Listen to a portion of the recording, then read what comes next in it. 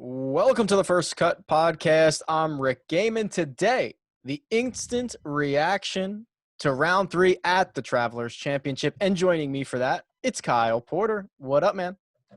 Nobody transitioned to from changing diapers to talking about DJ rounds like I do. So I'm ready to roll. Let's You do are this. best in the world at diapers to DJ. Before we get in to Dustin Johnson, we have to talk about the leader of the golf tournament, the Todd father, Brendan Todd. 18 under par, 2 shots clear of DJ and the rest of the field. This was the first of our 9 under bogey-free 61s of the day. Just like we all expected, Brendan Todd is at the top of the leaderboard. That's 2020 PGA Tour Player of the Year award winner, Brendan Todd. I mean, he's really gonna be. If he wins this, and Justin Thomas doesn't win another, and Webb Simpson doesn't win another, and a guy wins the PGA Championship and doesn't have another win, Brendan Todd's gonna be your Player of the Year. I know. It's crazy. Obviously the stat that sticks out is hitting 41 of 42 fairways. And I think what's crazy about that, I didn't see his final strokes gained off the tee number, but he was like 50th in driving distance and 3rd in strokes gained off the tee last time I looked, which is those you never see those numbers in 2020. That's just not how the PGA Tour game is played, and yet he's playing it that way. And I think that speaks to, I talked about this last week at Harbour Town, it speaks to a course bringing so many different types of players in, right? Like, yeah, the fact that Zach Johnson and Victor Hovland have been tied after the second round and the third round, you're like, well, that should never happen, but it does because it's a short, interesting course, and it's produced a stylistically diverse leaderboard, which I think is one of my bigger takeaways from the first 3 weeks we've had back on the PGA Tour. Brendan Todd is 3rd in the field for the week in strokes gained off the tee. He was 5th on Saturday. We need more courses that don't just reward distance, right? Like what we've seen the first 3 weeks, I think especially for the uninitiated, for those who might be tuning in for the first time, I feel like we got, and I don't want to say we got like it's over, a really good stretch of 3 events. For sure. And not necessarily that don't reward distance, but that allow the Abraham Answers of the world to be in it, right? Like, because it's still, I mean, look, Bryson's hitting 4 iron into 15 and driving the green on a par 4. So it does still reward distance, but I think it's more of it seems like more of a risk reward relationship with distance than when you go to Erin Hills, where it's just like, there's not like, you just want to be as long as possible. Like that's the entire name of the game. Whereas, at different times over these 3 courses, you see guys that are long have to take on a bunker or take on some water and use their distance. And if they do it, they're rewarded by having eagle putts and easy birdie putts. But if they're unable to navigate that, there's risk involved there. So again, the fact that DJ and Brendan Todd are in the final pairing that's awesome. And I think it makes for a really good event. I love this. So Todd obviously won Bermuda Championship. He won Mayakoba. Then he almost won the RSM in his next start. He finished 4th there.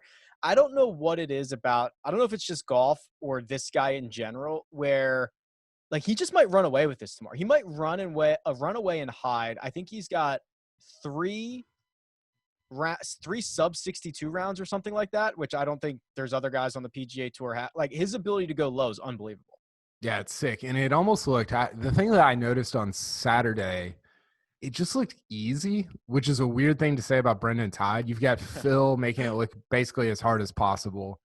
Bryson is like, sweating through all of his clothes, making it look difficult. And Brendan Todd, of all people, is like just cruising around TPC River Highlands. And, we apply that phrase to like DJ or Rory or whoever. And it's certainly true about them.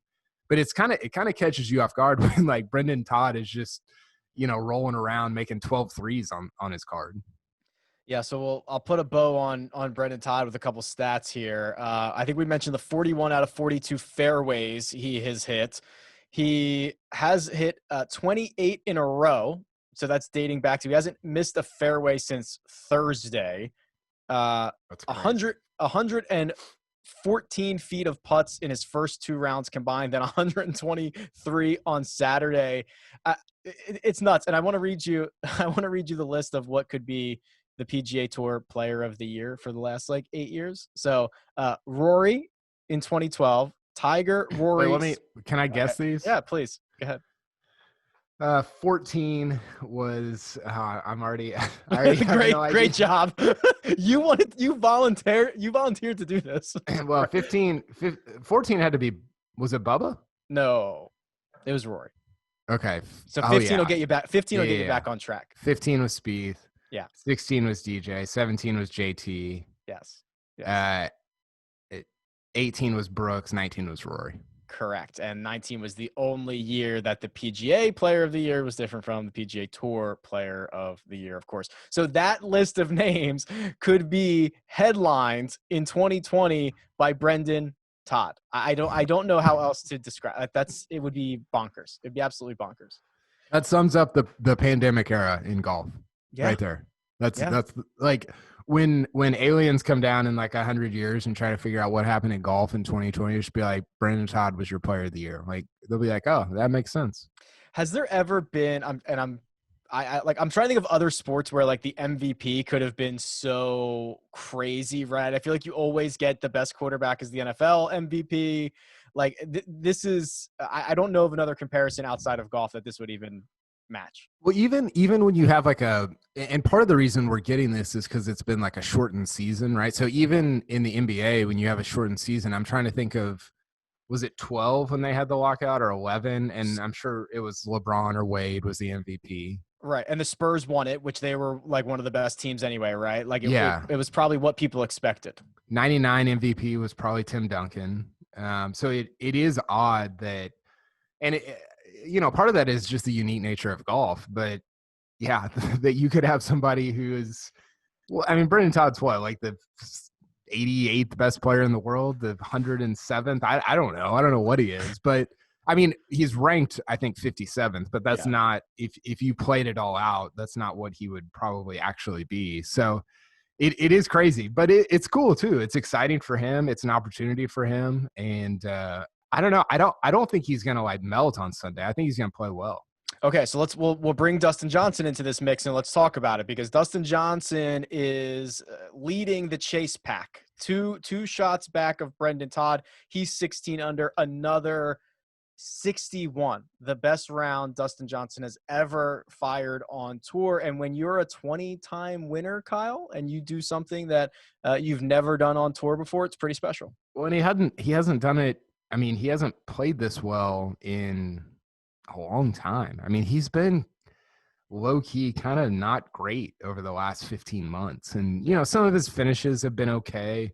I think he finished second at that Saudi tournament earlier this year. He had a top 10 somewhere early in the to start 2020 on the PGA Tour. But overall, he hasn't hit it like this. And this is the DJ that we saw for that, what was it, like a 2.5-year run from like 16, or I don't know, end of 15 into like 2018, where he was winning. It was just an auto, like 4 wins a year. And he's just sick. I mean, he's just unbelievable from tee to green. And, I think the thing that people didn't realize in that stretch, we got the TrackMan, the wedge game, just ad nauseum, like every single event that he played in, he became a really good putter. And that was the part that got lost, is he was like a top 30, 40, 50 putter on the PGA Tour. And when that happens with somebody like DJ, I mean, you see the results. You're going to win a ton. Like you're just going to rack up wins, which is what he did. And it's interesting that the part that I feel like has gone away over the last 15 years has been more the tee to green game than the short game. And I never would have, I mean, his tee to green stuff always seems so automatic. And today is a reason why it seems automatic, but it's been so inconsistent over the last 15 months. Well, it's funny you bring up the putting, because this is the third different putter he has used in 3 weeks, which I've never heard of anything more on brand than DJ going through 3 different putters in 3 weeks. Now, statistically, it's working. He's almost gained 4 strokes putting in 3 rounds. He's like 15th in the field, but like he must not feel comfortable with the flat stick if you're changing it every single week. Yeah, that's interesting. What's your take on, kind of the way he plays this course? Because I think some people would look at Harbour Town, would look at this course and say, well, that's, DJ's not able to kind of like let loose and really like let his game show. And yet it almost seems like he's got all these different options into holes like 15. It's playing 277 yards. And it's so easy for him to hit the ball that far that it almost seems to play more into his hands. What's been your take on that this week? I think he's been playing it the way Bryson should be playing it, quite frankly, which is like not like a psycho. Okay, Bryson has been awesome. He's probably gonna like notch another top 5 here, but like he's playing it like a lunatic. Yes, it's like been absolutely insane. DJ, I think, is much more the ease of it and aware of like, okay, I can use my superhuman powers here. But actually on this hole, I'm just going to kind of hang back when Bryson's just like, oh, by the way, have you guys heard? I put on 35 pounds. I'm going to rip driver every possible chance I get. Like the guy's nuts. So I think DJ is playing it very well into what he does best. And I think the results are showing it. Did you hear what, I can't remember if it was Frank Nobilo or Ian Baker Finch talking about Bryson trying to drive 17? I heard them talking about it, but I don't know. I know they were trying to figure out the wind to see if he was going to take it on. Apparently he did it or tried to do it in a practice round. Yeah. And like, I couldn't tell if they were joking about whether or not he was going to try it. It's playing like 410 or 420 or something. And I mean, I just don't know at what point this becomes like a parody. We're almost there. And I don't know. I mean, it's working kind of. He hasn't really like led on a Sunday, and we're to the point where you're like, oh, Bryson's going to win this tournament. But he's probably going to top 10 for the 3rd week in a row. It would actually be his 6th top 10 in a row, dating back to kind of the end there with I think you played Arnold Palmer, Mexico, and maybe Riviera as well before the pandemic hit. So whatever it is, it's clearly working, and him just trying to maul these courses into submission is it's been entertaining and helpful for him. I'm pretty sure the quote from the practice round was like, yeah, I could do it, but it's too risky in tournament play or something like that. Like, of course you could. Okay, so let's talk. So those two. So Todd, 2 shots up. You don't think he's going to melt. I don't necessarily have a reason to think he's going to melt either. He's won 2 events this year. It's not like he's new to this. If he shoots a 67 on Sunday, which is 3 under, he's going to put a lot of pressure on guys to come get him. I don't even think he has to do that much. Yeah, I agree. And that's the benefit of a course like this that's playing what's it playing to on average? Like 68.5 I think is the field average. 68.7, something like that. So you kind of had to go out and shoot like field par, maybe a little better, which, it's not as easy as I'm saying it, but that's your advantage when you're 2 up on DJ and 4 or 5 up on 4 up on everybody else. And, I thought it was crazy that he missed that putt on 18. Because I was positive it was going in. I was too. I had already written it as if it went in. And that would have put him 3 up. And then it's like, oh, well, you just have to not like screw this up basically on Sunday. But yeah, I think he's at 18. I think 66 for him wins it probably. DJ would have to shoot 64 to tie him if he shoots 66. And then anybody else would have to shoot 62 to tie him. So there just becomes, and sometimes this can work against you, but I just think there becomes less pressure on you because you don't go out there. I mean, Phil and Bryson are going out there thinking like 60, which is the perfect scenario for both of them, for us, for our entertainment. But yeah, I think with the Todd father, he's just thinking 67 and maybe win the golf tournament. The path to victory for everyone else essentially requires Todd to shoot like 1 under or something like that and just leave the door open. Yeah. real quick before we hop over to some other topics, last 2 times Dustin Johnson was in the final group, Valspar.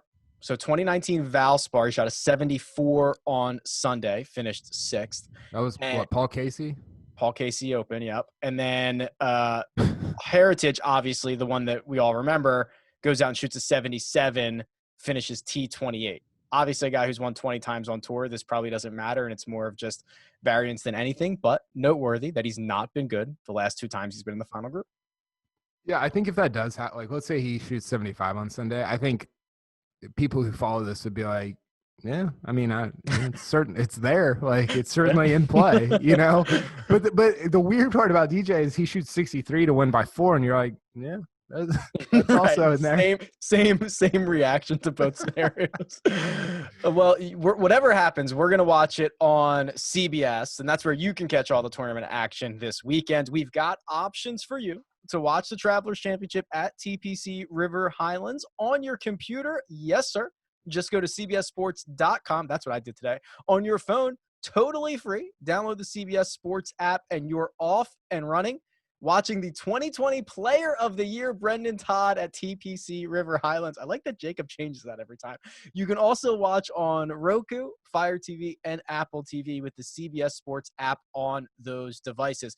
Kyle, I want to talk a little bit about the new COVID rules that we got on Saturday, and I also want to do our props and picks to win. But first, we're going to take a quick break and hear a word from our partners. And we're back. COVID-19. It has, I don't know if you've heard this, Kyle. It's been kind of a pretty big deal this year. I'm so sick of it. Just we've talked about this. Professionally, everything. It sucks. I hate it. Well, it is in the outline again because the tour is trying to be a bit more proactive. So, we knew about this week. We got a couple more WDs. Denny McCarthy test positive, and then Bud Cauley, who played with him, withdrew on, I don't know, Friday, I guess it would have been Friday morning. And on Saturday, Jason Day asks for another test and then goes out by himself, right? Was this because he missed his original tee time waiting for it, or they just wanted to keep him separated from everybody else? I think it's the latter, but also he might have missed his tee time. Okay. But I think the original explanation was the second one. So he was being proactive. Maybe, I don't know if he had felt symptoms, but just as an opportunity to say, let me get tested. And by the way, I still want to play, but if we can do it in a more safe scenario, I'll just go out by myself. Right? Yeah. Which is, I don't know. This raises so many questions. I did the show, I can't remember the name of it, which is embarrassing, but with Michael Breed and Greg Ducharme, who's on this podcast. Course Record. There we go. And all we talked about for the Monday show, which it'll air on Monday morning, was COVID. And I think the fascinating part about all of this is what happens if, like, Jason Day does this, but he's leading the PGA Championship on a Saturday night, or if Brooks Koepka has to withdraw from the U.S. Open on Saturday morning and he's up 6 on the field. I mean, what the hell? Like, what is that going to look like? That's going to be chaotic. So it's interesting because you're right. Like, for the most part, this has not impacted a golf tournament. You know, Brooks Koepka, Webb Simpson, 2 of the top 5 players in the world, withdrawing before an event, like, okay, whatever. We still have 7 of the other 9 or 10 here. But you're right. And I have a feeling it's going to be ugly if it does happen, because there are a lot of golf purists who probably don't even like that Jason Day was allowed to go out by himself today and thinks that either you play your tee time or that's it. Like, I'm fully in the world of, things are going to be weird. Let's embrace it. Let's do whatever we can, make the best decision at the time possible. But it is going to be, it's going to be crazy if something like that happens. Yeah, I agree with you. I think embracing just the weirdness of it is the right move. I do think it's difficult to know. I mean, even, and I think we talked about this, but even personally, you know, I'm sitting in the Target parking lot with my kids and they want to go buy a Lego set. I'm like, should we go in? Should we not go in? Like, I just don't know. I don't know what the right thing to do is on a personal level, much less on a PGA Tour level or an organizational level. And I I don't know. I think and I think because of that, I think what you're saying is absolutely correct, that you almost have to just embrace the fact that it's going to be wonky, it's going to be crazy.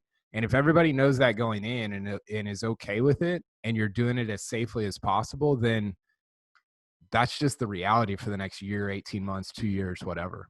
Right.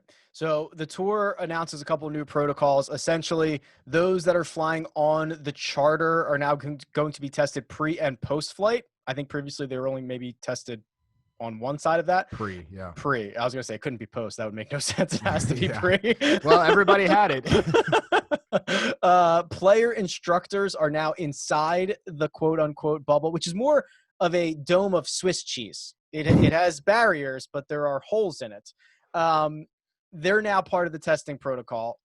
No player, caddy, coach, trainer allowed on property. This is the Cam Champ rule until they test negative locally. You're not allowed to go practice or walk around the clubhouse or whatever. And then they're bringing in fitness trailers so that I guess apparently there were guys who were trying to find gyms other places. Yeah, so the big one that got released on Saturday was that third one there where so previously players, caddies, coaches were allowed on property but not in the clubhouse with a without a negative COVID test. Now you're not even allowed on property, which I think is the right. I mean, you're basically just bumping it up a step. And I think it's interesting because the tour gave itself a little wiggle room here with where it started. Like its baseline was, okay, we can ratchet this up, we can take it down, instead of starting at like the strictest and then like, well, I don't know where to go. Yeah, like we don't have anywhere to move around. So I think there was wisdom in doing that. And so now not only is, that's more of probably a PR thing, but also like you're like scientifically trying to prevent the spread of this virus, and so I don't know. I'm fascinated to see what the results are next week of, and there's no way to tell like, oh, well, this, cause and effect, but, does it start going down? Does it start, is it exponential where you've got like 10 positive tests next week? I hope not, because then you have to start talking about shutting the whole thing down. Our Wednesdays have become much more interesting when they release the testing results. It used to be calm days. Kyle, would you like $1,000? Yes. Right now. Okay. Well, I can't do it right now, but I do have a way for you to do that. And the best part is you don't even have to put up any of your own money. CBS Sports has you covered with our very own golf prop game. You can find it at cbssports.com/golf-props. Again, that is cbssports.com/golf-props.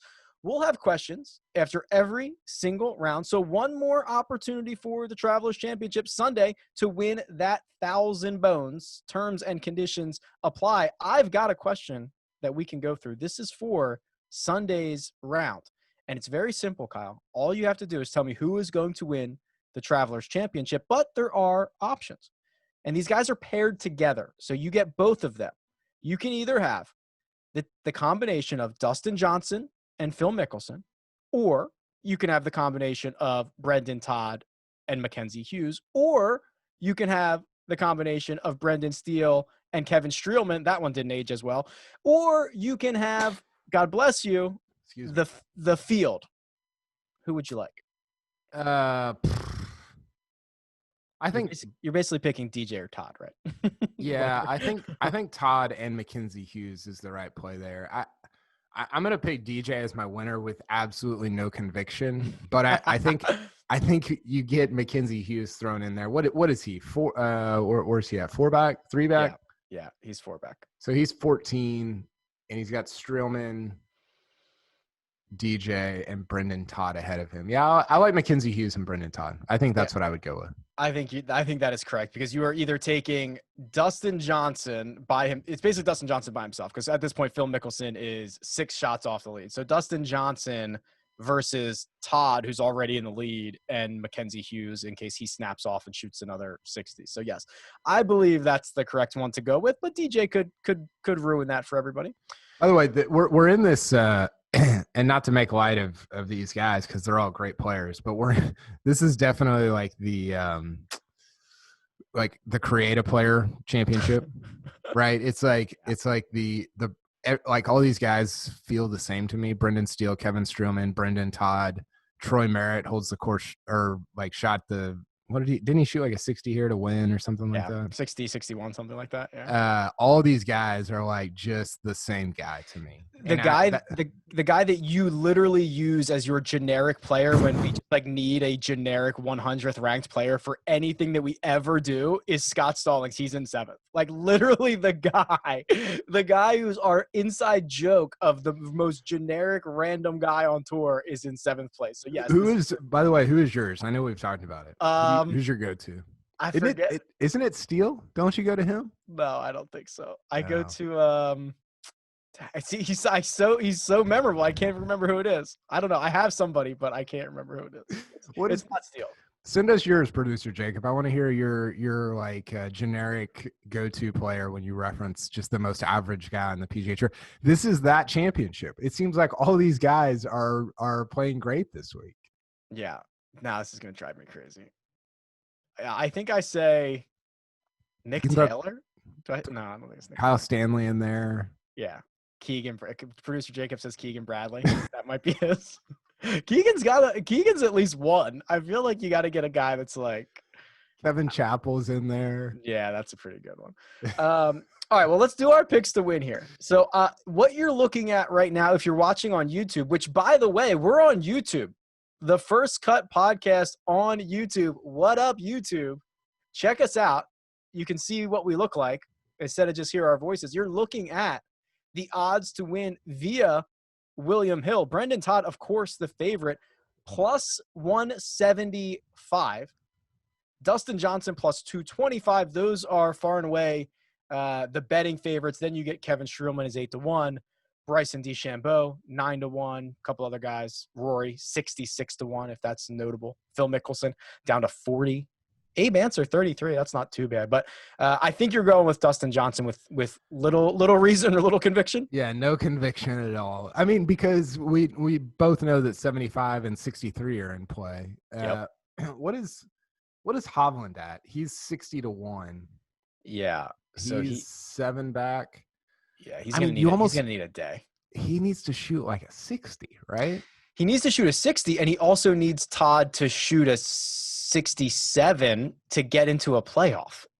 Yeah, and Rory has to shoot a 59. Why are those guys 60 and 66-1?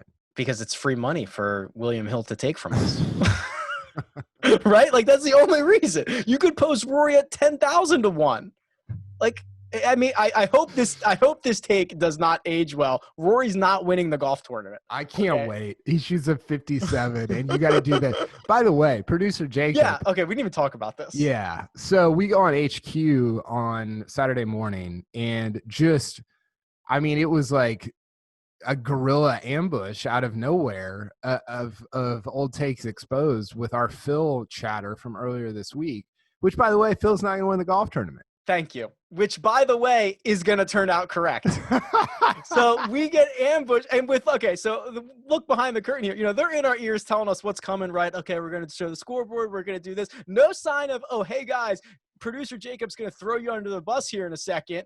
And we're going to bring up that terrible take that you had about Phil. That ended up to be a great take. So when we go on HQ tomorrow, Kyle Porter, I want to see, like, us – I want that take to come back so we can be like, look how right we were about Phil Mickelson. Well, what we need is remember the blue curtain they wheeled out there for the Tiger apology back in 2010? Yes. We need producer Jacob in front of that thing just delivering an apology. Producer Jacob, come off of mute and tell us what's going on. Look, I was going to got you last night.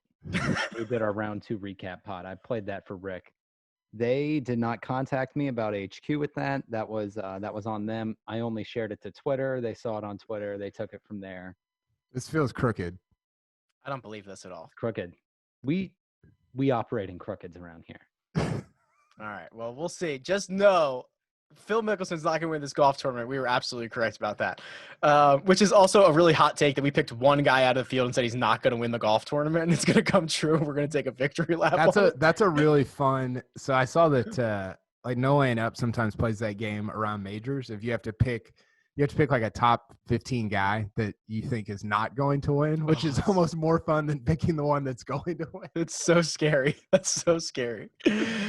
I'm going to stick with Bryson, by the way, which okay. If your guys if your pre-event pick is in the top 5 on Saturday night, I feel bad changing it now. So the path to victory for Bryson is literally shoot like a 62 probably on Sunday, which would be great. And you mentioned it. If him and Phil know that, they might try to go out and shoot a 60 or a 61, but I don't love it. I think that probably Brendan Todd just wins this thing by shooting a 67, and we'll call him the player of the year on Sunday night, but I'll stick with Bryson here. Yeah, I love it. I think Bryson's maybe the guy that I'm most excited to watch on Sunday, just because it's the perfect distance back. He's 5 back. He's got a couple guys in front of him. He's just going to be just ripping at every flag. I mean, it's going to be unbelievable. And yeah, I'm pumped for it. Before we go, how good is everyone going off between 7 and 9 a.m. on Saturday off 2 tees? Well, we were just talking about it before we came on. I think that, I mean, you can't, again, financial viability, not great, but we are not like the CFO of the PGA Tour, obviously. No, do not go to us for budgeting takes. But for our, and this is what everybody cares about, is our personal comfort and how we live our lives and how much time we get.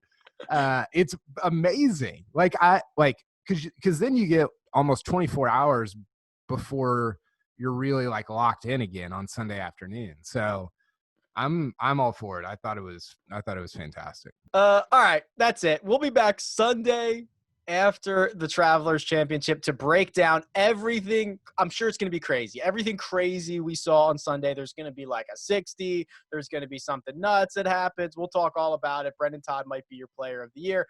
That is Kyle Porter. You can follow him on Twitter at Kyle Porter CBS. That's producer Jacob. What up? Thanks, producer Jacob, for all the ambush. I'm Rick Gaiman at Rick Run Good. This is The First Cut. We'll catch you next time.